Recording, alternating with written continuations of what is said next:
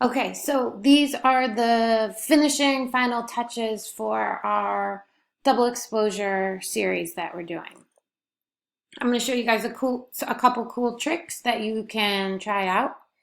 So, first thing, um, say in your portrait you want to keep and maintain like a certain image and texture, but you don't, the color isn't really kind of making sense. Like in this area, I'm thinking like maybe I want to tone down that color.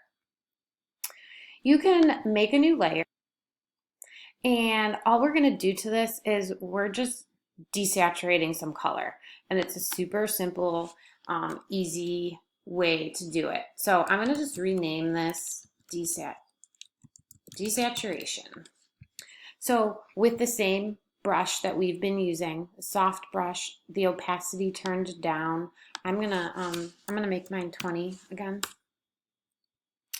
Only thing that you need to watch out for is turn the mode from normal to color. Okay, so what I can do now with that brush is I can take it over these areas, and you can see it's slowly because my opacity is turned way down, but it will slowly tone down that color that maybe you want to keep the image, but not necessarily the color. So that's about good for what I was going for. So again, you're just gonna make a new layer, make sure the mode is in color, and then just use your paintbrush over any areas that you wanna tone that down.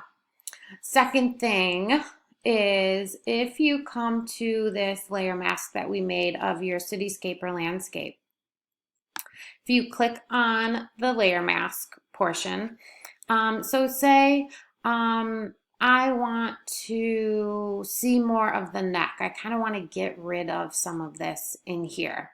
You can use the gradient tool. Make sure that it fades from black to the checkerboard. And this is a completely different way that we've used it. We've used it with all those crazy colors, but I'm going to start down here at the bottom, click and drag and about up to there. And because it's in the black with the paintbrush, it's gonna act like that mask, and it's going to remove some of it. So if you wanted it more dramatic, you could, do it a second time.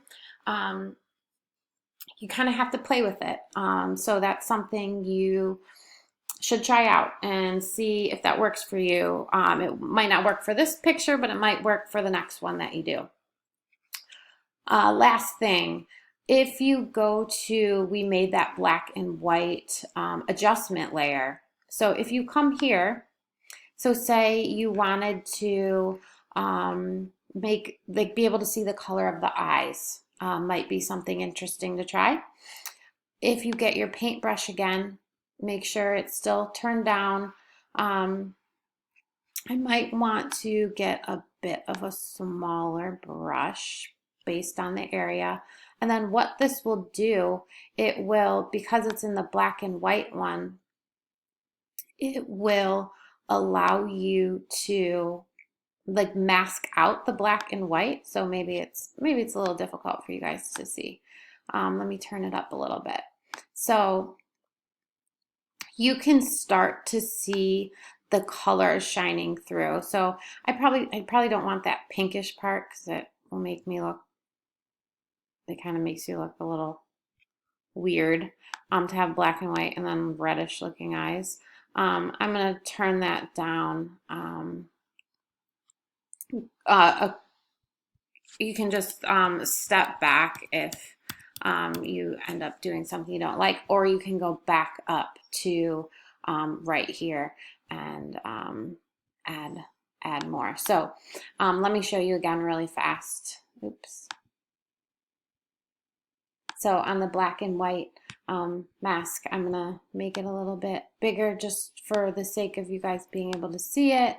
And I'm gonna add some, just so you see how it works, the color coming back into the skin tone. So again, maybe it works, maybe it doesn't. It's something worth experimenting with for any of your portraits. So now you've learned the entire process. You're gonna do it 2 more times to have a series of 3. So hopefully throughout this it's kind of sparked some ideas and what's possible and some things to experiment with. So go forth and be creative, have fun.